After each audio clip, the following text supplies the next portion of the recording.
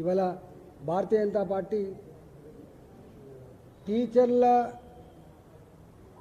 Transfers అప్పుడు జోనల్గా విభజిస్తున్నప్పుడు జిల్లాల వారీగా విభజిస్తున్నప్పుడు 317 జీవో తెస్తే దానికి వ్యతిరేకంగా కొట్లాడిన పార్టీ బరిగీసి నిలిచిన పార్టీ భారతీయ జనతా పార్టీ అని చెప్పి స్పష్టంగా టీచర్లలో బలంగా ఉంది.